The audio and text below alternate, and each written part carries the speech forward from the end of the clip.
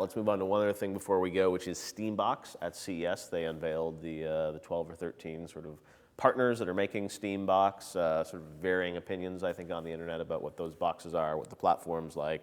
Are you excited about Steambox, Jeff?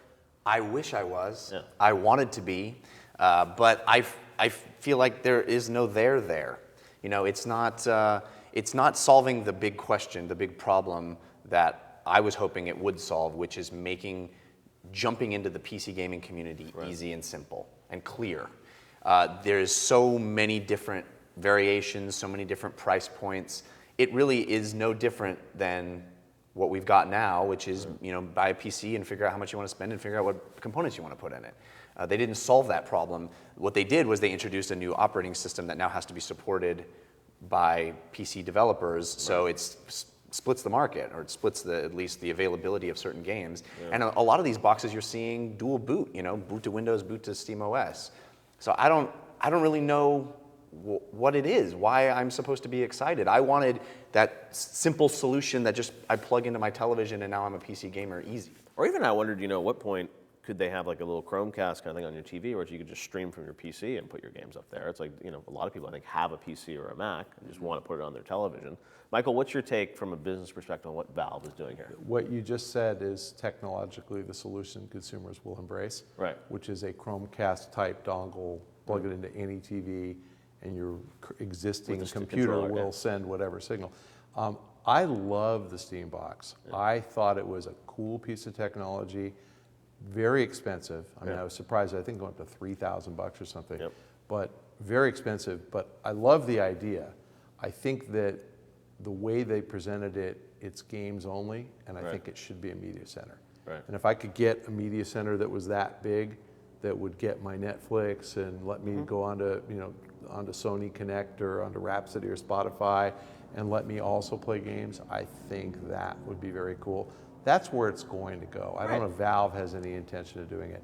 You know, it'll sell okay until people realize that they're not getting enough entertainment content. Yeah. And someone told me at the show that the cost to port a current gen PC game to a Linux OS is a couple $1 million, which surprised me. I thought it'd be like 50,000. Yeah. But apparently it's really a time-consuming process.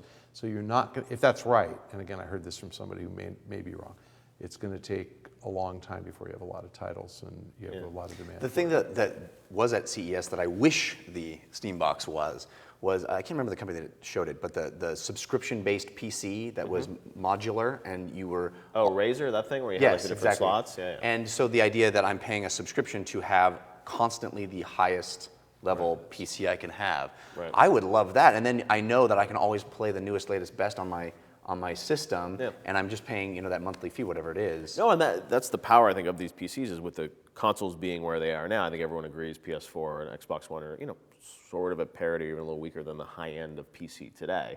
So 2 or 3 years from now, there's going to be an opportunity for those systems to really kind of push forward. And again, the thing that shocked me was how small they can make a $3,000 computer. And if you read the specs on that, the high-end one, it was like, oh my, how do they get the parts that small? It's like, blew me away. All right, Michael, what's your take on all things Steambox to wrap up? I mean, you know, I think I'm a little deflated from the announcement last year that, you know, Valve was going to make a box, and, you know, I think my vision of that was that they were going to have a big solution that was, you know, going to compete with Sony and Microsoft and kind of scare them a little bit.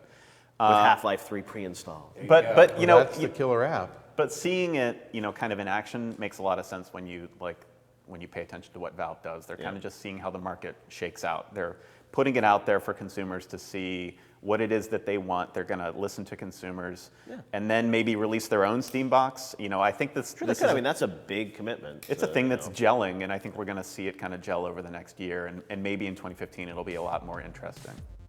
All right, guys. Well, thanks for hanging out this month on the bonus round. That's it for us here at GameTrailers.com.